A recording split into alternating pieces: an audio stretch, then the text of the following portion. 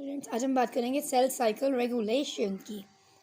तो cell cycle regulations की जब हम बात करते हैं तो इसमें हम ये बताते हैं कि कौन से ऐसे फैक्टर्स हैं, कौन से जीन्स हैं जो सेल साइकिल को ट्रिगर करते हैं, उसको सपोर्ट करते हैं, और कौन से ऐसे फैक्टर्स हैं जो इसको प्रिवेंट करते हैं, जो स्लो डाउन करते हैं या फिर इसको रोकते हैं।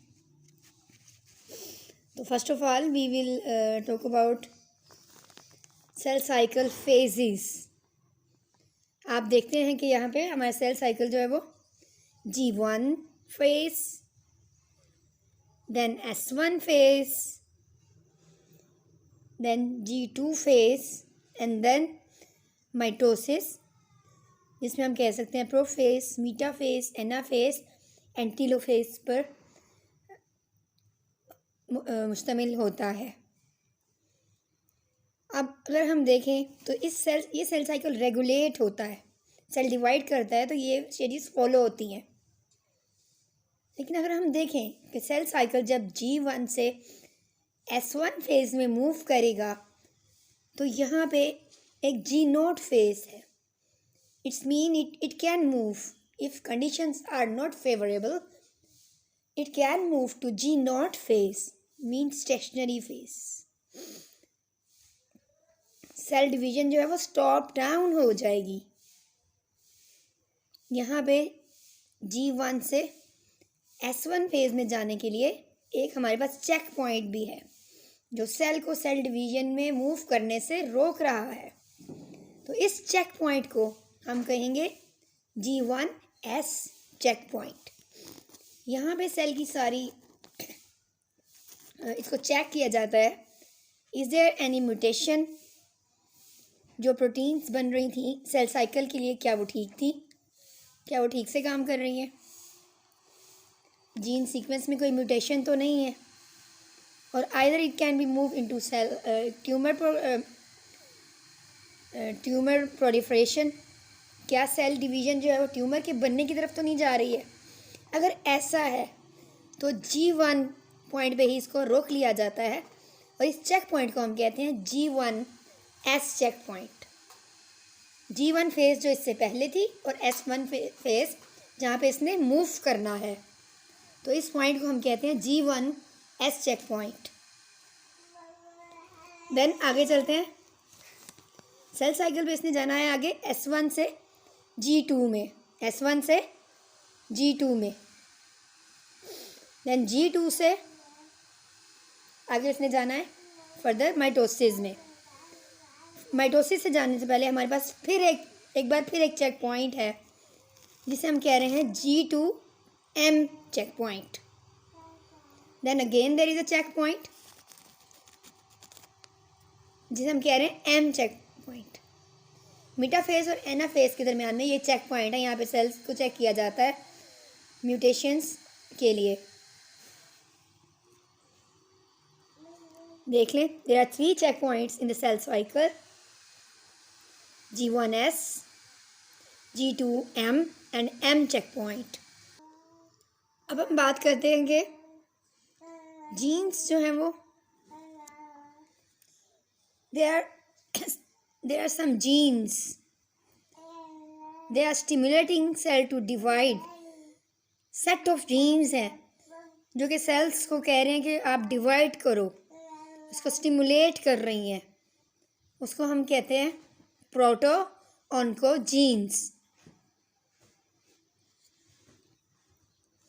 इन अदर वर्ड्स दे स्टिमुलेट, इसका मतलब इंक्रीज करते हैं प्रोलिफरेशन को या सेल डिवीजन को।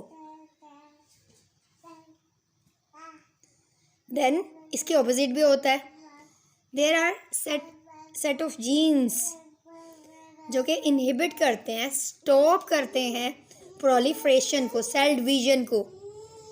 These genes are known as tumour suppressor genes. Tumour क्या होता है कि बहुत ज़्यादा सेल डिवीजन हो जाए तो these are like tumours formation.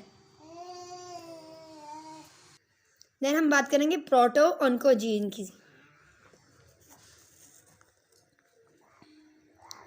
So there are special genes that help in cell proliferation. These are known as proto-oncogenes. इसके अलावा there are some growth factors. Growth factors भी होते हैं जो कि cell proliferation में cell division को enhance करते हैं, stimulate करते हैं, increase करते हैं. तो इन factors को, इन chemicals को हम growth factors कहते हैं. इसकी examples हैं epidermal growth factors, vascular growth factors, mitogens, vascular endothelial growth factors. Again, growth factors को हम mitogens भी कह सकते हैं. mitogens ये क्या करते हैं? ट्रिगर करते हैं माइटोसिस को या सेल डिवीजन को. So there are specific type of substances or chemicals, hormones that drive proliferation, that increase proliferation. So after growth factors, there are some receptors. Receptors क्या होते हैं? That respond to growth factors. कोई भी growth factors है, जब वो release हो जाएगा, वो केमिकल्स इंक्रीज हो जाएंगे, देन उसको रिस्पॉन्ड करेगा रिसेप्टर.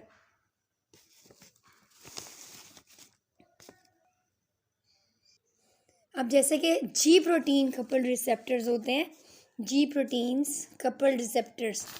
इस डायग्राम में आप देखें, रिसेप्टर्स जो हैं वो डिफरेंट टाइप्स के हो सकते हैं. जी प्रोटीन कपल्ड रिसेप्टर्स जो कि मेम्ब्रेन बाउंड प्रोटीन्स होते हैं, these are working as receptors. You can see the structure. It is a U-shaped protein. U-shaped protein, then like it turns like in a spring. So this is G protein coupled receptor. इसका function क्या है? So there is another GQ protein. GQ protein क्या करती है कि bind होती है GDP से. जब ये GDP से बाइंड होती है, it become active and make GTP take a phosphate from ATP. So it will become active as GTP. जब ये बाइंड फॉर्म में थी GDP में, GQ जो था वो GDP से बाइंड था, it was inactive. When now in the form of GTP it is in active form. Active GTP क्या करती है? एक और ग्रोथ रिसेप्टर के साथ बाइंड. एक्टिव GTP एक और ग्रोथ फैक्टर के साथ बाइंड करती है जिसका नाम है फोस्फोलिपेज सी. फोस्फोलिपेज सी, दिस वन. फोस्फोलिपेज सी क्या है? एक रेक्टेंगुलर प्रोटीन है. It is also static protein and it is membrane bound protein. Membrane के अंदर ये प्रेजेंट है. अब इससे क्या हो रहा है कि GTP जब आके यहाँ पे बाइंड किया है तो इसने एक रिएक्शन को कैटलाइज किया है. तो आप देखेंगे इसने क्या रिएक्शन को कैटलाइज किया है. Just focus into it. So there is PIP2. ये एक कंपाउंड है, phosphatidyl inositol diphosphate. PIP2 phosphatidyl inositol diphosphate. इसकी कन्वर्जन करेगी दो कंपोनेंट्स में. यहाँ पे आप देख सकते हैं ये दो कंपोनेंट्स में इसको कन्वर्ट करती है. दो कंपोनेंट्स कौन कौन से? एक है DAG, diacyl glycerol, and number 2 है IP3. DAG diacyl glycerol जो है वो क्या करता है कि PKC प्रोटीन काइनेजेस को एक्टिव कर देता है. Then they will help different transcription factor to transcript और help the different genes that will help in proliferation. Then इसी रिएक्शन में दूसरा कंपोनेंट बना था IP3. IP3 क्या करता है? It moves forward in the cell और there is there is some protein that binds calcium, उन प्रोटीन में से कैल्शियम को बाहर निकालता है। उन प्रोटीन को हम कैल्शियम की हाउसिंग भी कह सकते हैं। जैसे देखिए मैंने घर बनाया है, इसके अंदर कैल्शियम बाइंड हुआ हुआ है, फ्री फॉर्म में नहीं है। तो IP3 क्या करता है, कैल्शियम को फ्री फॉर्म में रिलीज़ करता है, इस प्रोटीन से रिलीज़ करता है। देन कैल्शियम जाके बाइंड कर लेता है एक और प्रोटीन से जिसका नाम है calmodulin. Then calmodulin and calcium complex बनता है। Again it is a kinase activating complex, जो कि देन एक्टिवेट करता है डिफरेंट ट्रांसक्रिप्शन फैक्टर को to increase the transcription of proliferating genes. So that's how cell cycle regulate the genes for proliferation.